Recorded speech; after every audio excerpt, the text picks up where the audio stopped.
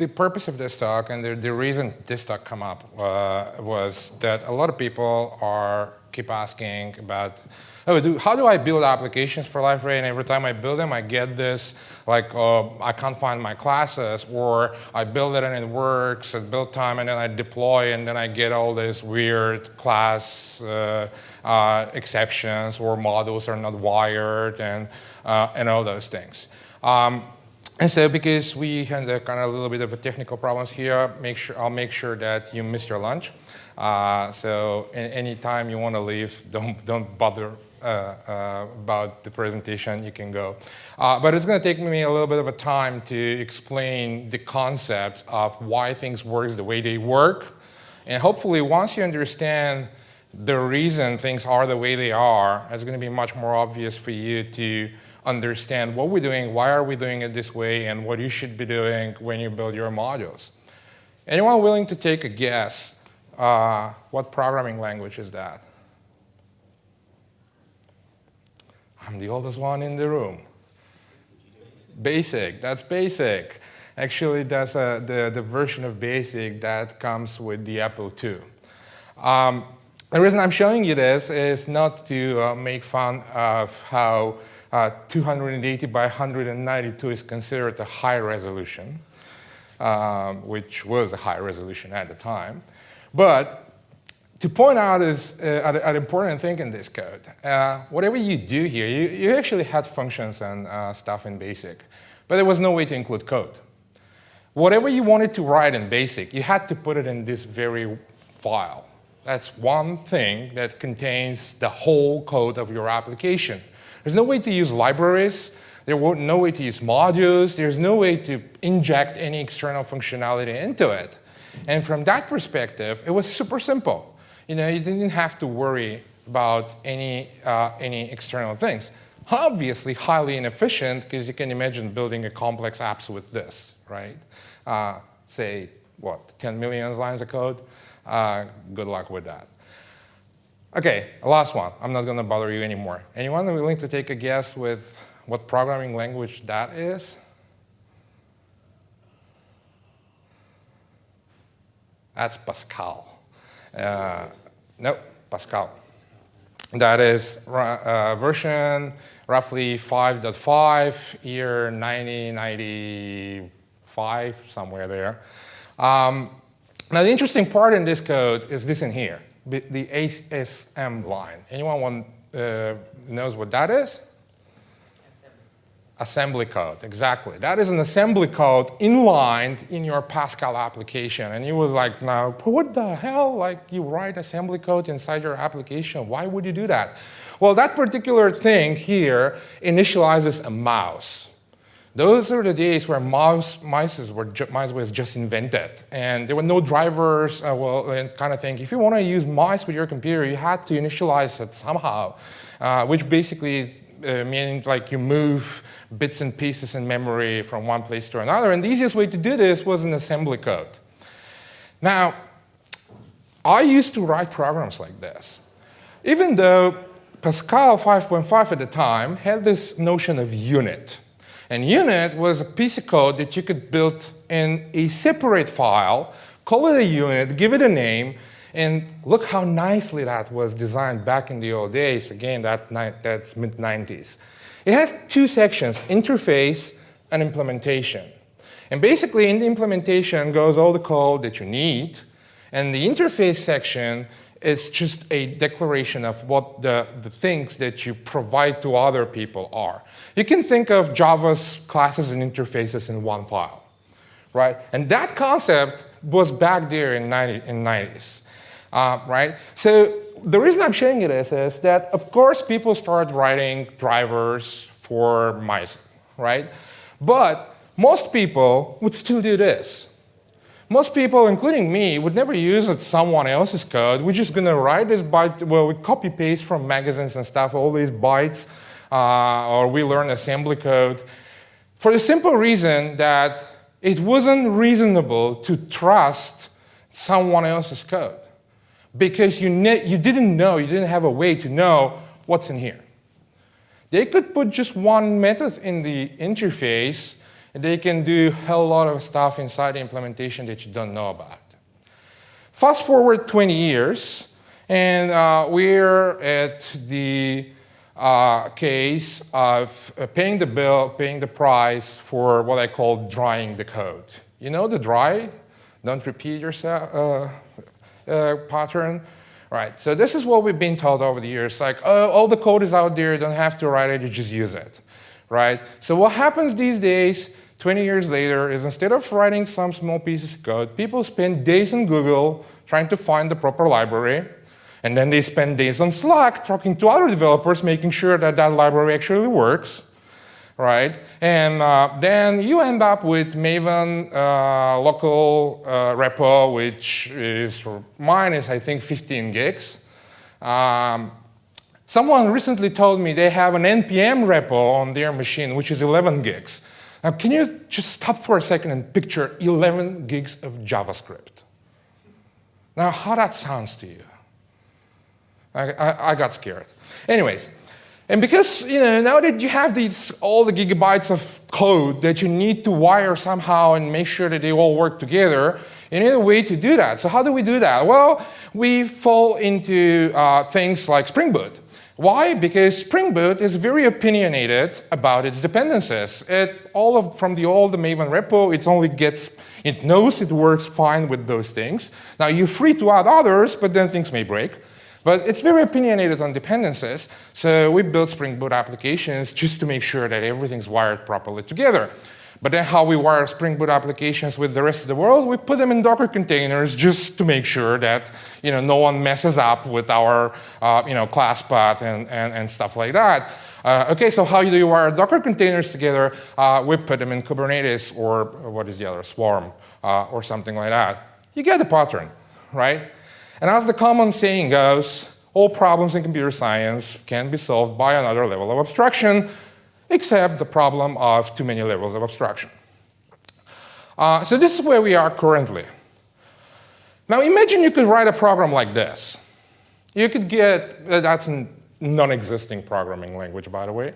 And you could just say, I want to make a coffee, right? And this is my function for making me coffee.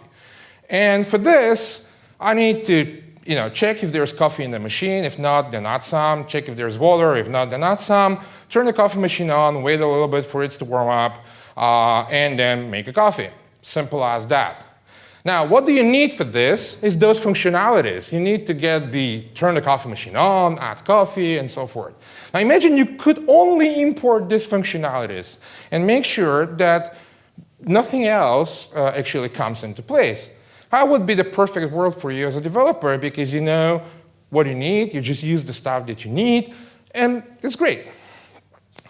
Unfortunately, what we deal with today, we think we do that.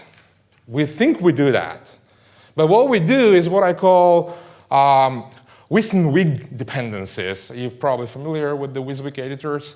Well, there is a little n here, which stands for what you see is not what you get. Because what you get is you get all these functionalities that you need, plus in an order of magnitude more functionalities that you don't need.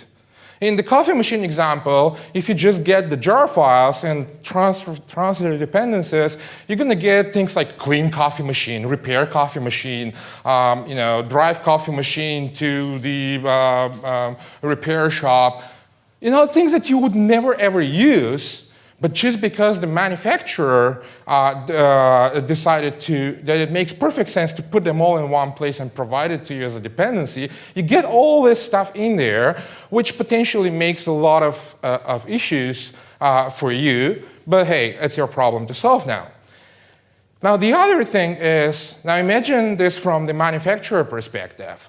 They actually may want to group stuff in different ways. And so say, okay, you know what? All of our coffee machines are using pretty much the same water tanks. So let's just create a separate dependency for water tanks, right? And then a separate dependency for cables or whatever. And then instead of you getting the functionality, you're getting all this circular dependencies of stuff that you don't even know what the hell you need it for. right? But hey, that's the way how thing works. So from an application developer perspective, what you want is to depend on the smallest possible thing. Ideally, a functionality. I want to say, I depend on this functionality, and I don't care about anything else. From provider perspective, that is totally impossible and unmaintainable. Now imagine that you have a jar file that has a one method in it.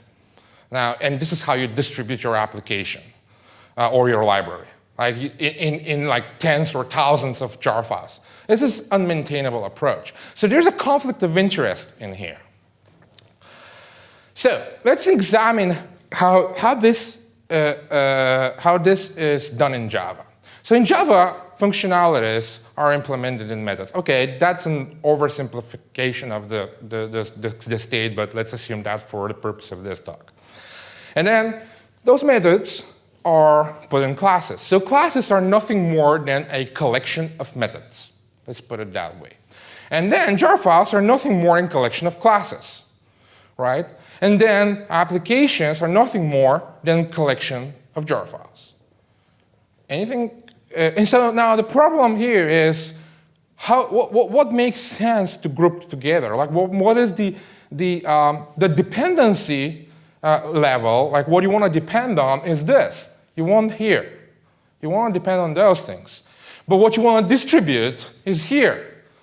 You want to actually be able to distribute as many things as possible at once. So how do we meet? Where is the middle ground that satisfies both consumers and providers? Anyone noticing something missing here? Just out of curiosity. Now I click the button and you all will be, oh yeah, of course. Yep, the most misunderstood, misused concept in Java for 2 decades, packages. Problem with packages is we weren't, I guess, properly told what they are for. And I actually did the exercise going through some Java lessons, people that teach people, other people code in Java. And packages is almost always presented as a namespace, and the only reason for them to exist, according to these lectures, is so that you can have more than one class with the same name. So you have more than one class with the same name, you put them in a different packages, you're good to go, right? As a matter of fact, though, packages are very, very fundamental concept of grouping functionality. And if used properly, they provide the perfect middle ground. You could group functionalities in classes and then group these classes in a meaningful way into packages. And then you can group packages into jar files and distribute those. So the question, though, is meaningful. What does it mean grouping them in a meaningful way? Now, assume, back to the coffee machine example, that we have this package, my company coffee machines, my company water tanks, my company cables. And then in water tanks, we have all the water tanks, cables, all the cables, and so forth. It's perfectly meaningful, right? It's super, everyone understands it. Meaningful for who? For me as the maintainer and the provider. It makes perfect sense. From the people that consume that, though, it makes total no sense. Because what they need is, in order to use a single machine, they're going to need all these packages with all the other machines in them. So if you were to design your packages like my company, model XYZ, use case, home user, and put all the stuff in there that reflects the usage of a coffee machine by a home user. And then another says technician, and put all the stuff there that reflects how you repair a coffee machine, and so forth. Now, that's a bit harder from the maintainer perspective, but makes a hell of more of a sense for the end user. Now, as a consumer, I could say, well, I'm going to only use this coffee machine to make coffee. I'm not going to repair it, so I don't need that stuff. I only need the home user use case, and that's the very minimum functionality that I need. And even though if you, as a producer, decide to distribute this as a one gigantic jar file, I still have an ability to just grab one package of it and ignore the rest. So we should be thinking in terms of dependencies between packages rather than dependencies between jar files, simply because the scope of a jar file is too big to make sense. If you change a file in one a class in one jar file, you give it a new version and you give it to someone, there's virtually no way for them to tell what has changed in this jar file. But we'll get to the versions a little bit later. So now we talk about modules. What are modules? Modules are abstract concepts that basically say you provide some kind of functionality grouped together and some metadata about that functionality. So you basically tell other people what is important about the stuff that you have in there. And modules metadata, regardless of which module system you use, is the place where you should be defining your dependencies. This is the perfect place where you say, this module depends on these functionalities. And we do that in OSGI, kind of do JPMS, Java Platform Modular System, or AKA Jigsaw, the thing that showed up in Java 9, kind of doing this, but in a different way. Now, for this to work, you need to have something that understands this metadata and makes sense out of it. And this is where module systems come in. OSGI is a module system that's been around for like 2 decades. JPMS showed up like, what, 2 years, a year ago? And those are the modular systems that are actually using this meta information to figure out how to wire things together. Based on that meta information, they can tell you, well, this will work with that, or no, this will not work with that. So you don't have any surprises at runtime later on. And that's the whole purpose of a modular system, if you think about it. On the first place, in a sense, modular system is the most reliable final integration test. That's what it is. You throw some stuff at it, and just before it runs, it tells you, no, it's not going to run. Or, oh yeah, that's good, it will run. And that's what you want. That's what you want, is to know that things will break before they break. You don't want that at your peak time when in a place of a code that by chance is not covered by any integration tests. You want to know that upfront before you start your applications. And so you can quickly see how things are wired in modular systems. I created these 2 projects. This one is visualization of JPMS. So this is just the standalone JPMS in Java 10. So those blue dots are modules, and this is how they are wired together. Now, you can also look at the packages. It gets a little bit more messy.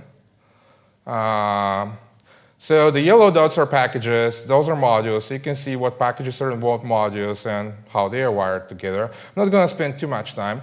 Now, and one thing that we're not going to be talking about in this talk, but it's also here, it's services. Now, very few people talk about services in JPMS, but it does have services. And as a matter of fact, some parts of it are heavily loaded with services. And then you can do this, and you're going to get scary picture of the JPMS itself and how things are wiring together, just so that you get the idea of how complex things we're dealing with, even though they claim they're simple. I have the very similar thing for OSGI. Now, that's of course, OSGI doesn't have a base set of modules. It's just one module when you start it. And you can choose to add modules whenever you want. So this is just OSGI with a couple of modules added to it, like standard, like configuration admin, metadata, meta types, and stuff like that. Standard Java module, OSGI modules. Notice one thing here is we don't have any arrows in between the modules because modules don't depend on other modules. At least they shouldn't in OSGI world. Now, how the dependencies are resolved is all here. It's on package level. So, come on, here you go. So that big thing here is Java itself. It's the base package with all the Java classes in it. And you can see in here how we have other modules wired through packages. So you know that Felix SCR is using OSGI framework and so forth. Of course, they're also wired via services, and you can do the same thing. I'm not going to waste too much time on that. Just wanted to show you that you can actually visualize stuff that's inside a modular system. What's important in both these cases is that all the two diagrams were created from the information available in the module metadata. There's no external information, no Maven involved, nothing else. It's just the metadata that comes from the module itself. And you can do things like that. You can examine, you can check, and you can do whatever you want. Now, when you start doing stuff like that, you realize that eventually nothing works like we write it once and it runs forever. Things change. At some point in time, we're going to have to revisit some functionality, update it, something needs to be deleted. The most powerful way that we know of handling this situation is versioning. So we pick a stable state, we give it a version. And then we do some stuff, we pick a stable state, we give it another version, hopefully higher, and so forth. This is how we deal with stuff. Except what we give versions to? jar files, right? And what good is a version on a jar file? I can have a new version of a jar file that is because one class changed, or that is because 100,000 classes changes. You don't know that. So versions, we should be, and also with jar files, we don't have, well, Java itself doesn't give us any convenient way to manage versions. So how do we version jar files? We rely on Maven to do that. We do that in external place. We put this in POM or in build script and then store it in Maven Central. But if I just give you a plain jar file and call it xyz.jar, can you tell me which version of that jar file that is? If you're lucky and it was built with Maven, there's probably some kind of information in the metadata. But other than that, you don't know, because this information is managed by external tools. And we should totally not do that. What we should do is we should keep versions inside a metadata of that package. So we not only know the version of the jar file, but we also know the version of every single package in it. And then it goes down to what sense does it make to actually use versions? Well, assume the same package or class or jar, whatever, that has two versions. 2016.03, 2016.09. How good that information is for you? Well, I bet you don't have a lot of use cases where you can use the year and the month of the build, right? The only useful information in here is that 2016.09 is newer, right? Now, it's newer, but what happened? Did they add something? Did they delete something? Like, is my old library still capable of working with the new one? It doesn't tell you anything of that. This is where semantic versioning comes. And it says, well, let's define a version with 4 parts: major, minor, micro, and qualifier, where qualifier is optional. And we'll define it in a way that every time we have a breaking change, we update the major version. If we have a backward compatible change, we update the minor version. And micro version is only for backward compatible bug fixes, means from API perspective, nothing changes.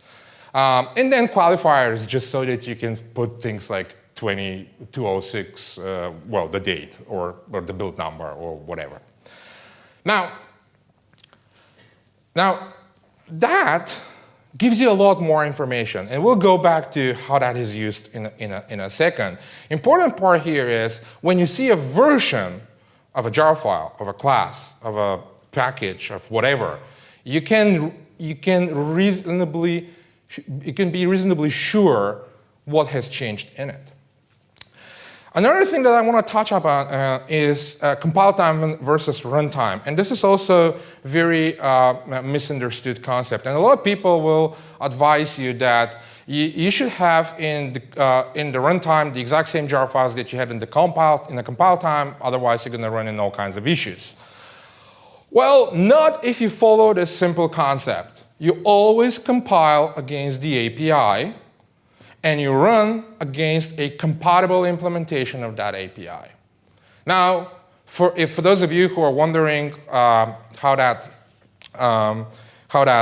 works for jar files that don't have APIs, if you don't have the API, the implementation is the API. That's as simple as that.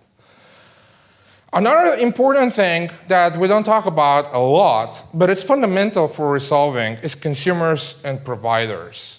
Now, let's get this example. Imagine you have a logging API, and you have a logger interface, okay? And that logger interface is implemented by a bunch of providers that do the storage, and used by tens or hundreds of libraries out there. Now, you introduce a new method to your logger. Who are you going to break? You're going to break the providers, 3, 4, 5, 10 at max. Those people that implement those interfaces need to store stuff. They will have to immediately update, or they won't be able to work with your new API. However, consumers can still consume your API. Well, they're not going to have access to the new method because they don't know about it, but nothing breaks for them. They keep working the way they used to work. Nothing happens for them. Now, consider another example. You have a scheduler, and you have a task interface in it. And clients, consumers, implement the task interface, and then they register with your scheduler so the task can be executed in a given time. Now, who implements the task? Tens, hundreds, thousands of libraries out there. And the actual work is done by your own implementation. So you do the exact same thing. You add a new method to the task interface. Who do you break? Who's going to break? Everyone. Every single one who uses that interface, whether implementing it or just using it, will break. Because the implementation will call that new method. No one will know how to handle it. You're going to have all sorts of nasty exceptions. This is what we understand by consumers and providers, and this example hopefully illustrates why you cannot always treat the same change the same way. And this is an important aspect in OSGI. So, back to semantic versioning, and taking into account consumers and providers, the rule is minor version update indicates the change is not breaking for the consumers. It may be, and most of the time is, breaking for the providers, right? And then major version update indicates that the change is breaking for everyone, right? So with those rules in mind, and semantic versioning, you can do real version ranges. How many of you are aware that Maven Maven dependencies can have version ranges? One person in the whole room. And this is, trust me, I ask this question every time I do a talk. And I've done talks in front of like several hundred people, and I see 3 hands or 5 hands. Like, people were even not aware of the fact that they can use version ranges in Maven for good reason. Maven does not know how to handle them. It relies on heuristics. It doesn't have the data. So it basically says, which one I should choose? Probably the newest one is the best. That's what Maven does for you. Because it doesn't have any information that can use to actually give you a reliable data. Now, if your dependencies and packages are properly versioned, and all this information is in the module metadata, you can use it to actually give a good, informed answer to the version range question. So if I have a SomeGrid API that has provider types, and my grade module implements or extends those types. Now those types could be either interfaces or abstract classes. So I'm the provider. This is a provider type and I'm the provider. Then I can work, and I forgot to write up there that it's version 1.0. But anyways, you get the idea. So I can work from the minimum, from given major version, say 1.0.0, to the next minor version excluded, 1.1.0, for example. Because the moment this API becomes 1.1, that means there's a breaking change for me as a provider. And I need to take that into account. So this is my version range, 1.0.0 to 1.1.0. And it's perfectly generatable by some tools. I don't have to do this manually. Now, the same thing, if it's a provider type, but I'm only using this, I'm a consumer, well, then I'm safe to work with any version between 1.0.0 to 2.0.0. Because any version changes in between by the rules of providers and consumers and semantic versioning means I don't care. I can work with that. And this version range also can be generated. Now, if the grade API is a consumer type, and there is a minor version update to it, it does not affect anyone. Minor versions are backward compatible. However, if there is a major version change, it breaks everyone. So my range is 1.0.0 to 2.0.0, right? So those are pretty clear now, and you can actually code them, you put them in logic. And this is what OSGI does. Now, how does that work in OSGI? You don't want to go, the metadata of OSGI is stored in a manifest MF file, and that's a pretty ugly place. You don't want to go and manually edit it. You can do that. Some people have tried. They hate OSGI today. The way you do it with most recent implementation is you rely on tools to do that stuff for you and use techniques that are familiar for you. So what you are expected to tell those tools is what is your intention. They cannot know that. They need to know, you need to tell them. So you do that by saying add version on a package level and add export on a package level. So you're basically saying, when you say add export, you basically say, I will be exporting that package for other people to use. If you don't say that, it will assume that this package is for your internal use only, and no one cares about it. So it doesn't even have to be versioned, because it's just for your internal module, so no one cares. But if you say, I'm exporting this package, you need to provide a version. And then you can say, for the types of this exported package, whether it's a provider type or a consumer type. By default, it's a consumer type. If you don't say anything, it assumes consumer type. Otherwise, if you can clearly mark it as consumer type, or you can say it's a provider type. Now, this is not a runtime annotation. It's only a compile time annotation. It's only used by build tools to help you out with the stuff. So that's all you need. That's all you need. You provide this information, and basically BND is the tool that handles this, can get it from there and generates correct version ranges for you based on reliable information that you've provided. It says those are the valid version ranges. Now, BND also have this other feature called baselining. And baselining is basically comparing your current attempt to release something with the latest released thing. So you have a library that's at version 1 point something, and you are trying to release a new one. And if you have baselining configured, which is, can be used as a Maven plugin or Gradle plugin or whatever, it will compare those two on binary level, and it will see what has changed on binary level. It will see whether you are using or you are implementing something.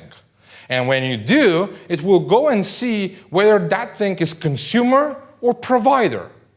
And then it will check what version you set is there.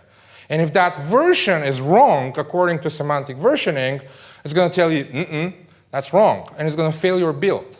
It's going to tell you, no, you can't use that version because you're violating the rules of semantic versioning. And it's going to also suggest you what versions you should be using. And for those of you who don't know, yes, we use that at Liferay. Semantic versioning and baselining is in the code of Liferay, so we don't, and it fails the build if we violate semantic versioning, and this has been the case since 7.0, I believe. And there are more tools for you to help you with figuring out things. One is B&D command line. Now, a lot of people are like, okay, so how do I know what do I compile against, right? How do I know what Maven dependency I get? The obvious answer is, and this is contrary to what we've been doing for decades, and a lot of people are like, no, that must be wrong. When we do dependencies in Maven, what we do is we always aim at the newest, right? And even Maven has tools that's going to warn you that you depend on a version that has newer release, right? And then we rush to change to the newer release without even knowing where that new release will work for us or no. So here we are doing again all the tests and stuff before we can answer the question, can our software work with this new version or not? Now, in semantic versioning, in those tools, you don't have to do this. You know it, assuming everyone is doing proper semantic versioning and proper releases. You just know this by the version. You just know by the version whether it will work or not. And now, how do you work with jar files? So I just wanted to show you a couple of things here. So here is a simple application that I created. This is the API. And you see packages here. They all are at version 1.0.0. And in here, I have a provider package with a provider API class in it with a provider type annotation. I have consumer with a consumer type annotation. And I have a package where I have both consumer and provider. And now consider someone that implements them, right? This already generated jar files. I'm not going to go, it's just Maven code. But if you look into what is it generated, you will see in here that for the, let's see, consumer type, the range is 1.0 to 2. However, for the provider type, the version is 1.0 to 1.1. I didn't have to write this by myself. B&D generated that based on that information. And also, I'm just going to show you the one that has both. If you look at the jar file generated here and the metadata information, you will see we have the exact same thing, that for the both package, we have 1.0 to 2 because we're just using because of the consumer type in here. Anyways, the point here is this is all automatically generated. But then you get a jar file, and how do you know what's what? Well, you know because of this tool called B&D. Can you see the screen, or should I make it bigger? That's good? Okay. So B&D command line has a lot of things, and the one that you're probably going to be using a lot is print. So B&D print, let me clear the screen for you. So B&D print, and you give it a jar name. That's going to be API, target, OSJ experiment, jar file. And it gives you the metadata of that module in a very nice way. Now, if you also do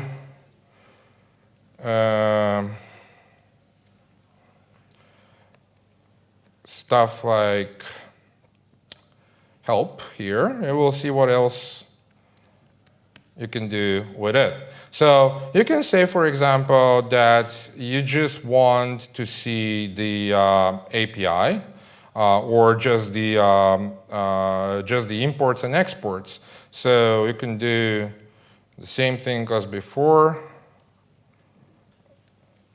It just put the -e here, and it will tell you that exports package. Now, if we try to see,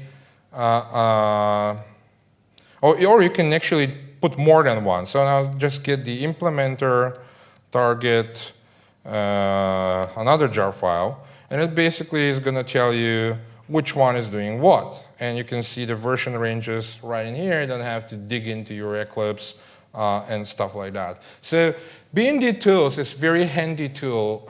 Go check it out, read the docs. It's a lifesaver many times to realize what packages and what version comes from what are packages, used in what are packages, and so forth. Another thing that we're getting in more complex things here, but very helpful, is portable contracts. Now, I don't have the time, and portable contracts is a talk of its own. But if you go to the OSGI's website and just search for portable Java contract definitions, you'll find this page, which pretty much explains what portable contracts are.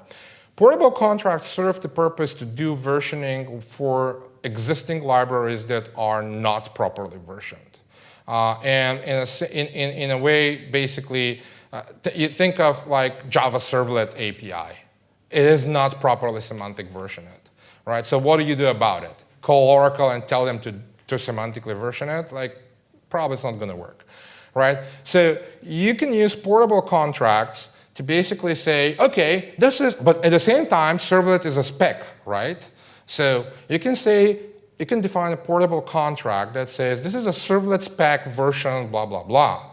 And those are the packages that actually it's made of. And then instead of depending on packages, you can depend on portable contract. Like in here, you can see, for example, it says, we depend on an OSGI contract. OSGI contract name is Servlet, Java Servlet, right? And then you don't depend, and when you have this, OSGI is not going to import packages for you. It's just going to import the packages that are part of the contract. It's a little bit more complicated than that, but I highly encourage you to read this because we are using this now. Then we have two portlet specs. So you have portlet spec 2 and portlet spec 3, and we need to support them both. And one of them is wired by portable contracts. And finally, the tool that I also don't have the time to show you, but I wish I could, it just takes really long to do a proper demo on that, is this Acute Remote. Acute is the company of Peter Kriens behind BND. So it's the same company that create BND, and they have this thing called Acute Remote. What Acute Remote is it's two things. It's a server and client, see, a module and a client to that module. So you get a module, an OSGI module, and you throw it in a random OSGI environment. That could be Liferay, could be whatever OSGI environment, right? And then you have a client, that thing listens on some port. You can configure which port. And then you have the client that connects to that port and queries the server about what is in that environment. Now, the server part is going to go and do exactly the same thing I showed you here. It's going to examine what is inside what is the current state of the OSGI runtime. And it's going to tell you, you have these packages, you have these services, you have these relationships, everything, and send that to the client. Now, what the client will do is will generate what we called a capabilities-only jar file. It's going to create a module that has absolutely no code in it, but it has only meta information. And that meta information is summary of what is it at your runtime, right? And then when you build, you have this in your available to your build tool, and basically you say, you know what? Try to see if this module that I'm building will work on that target environment. And because it doesn't have access to the target environment, but it has access to all of the metadata of the target environment, it can immediately tell you that. Okay, yeah, that's going to work there. Nope, that's not going to work there. Right? Isn't it great? Isn't that the information that you want, especially at runtime? Go read more about it. I'm pretty sure you're going to love it once you understand how it works. Wrong direction. Here we go.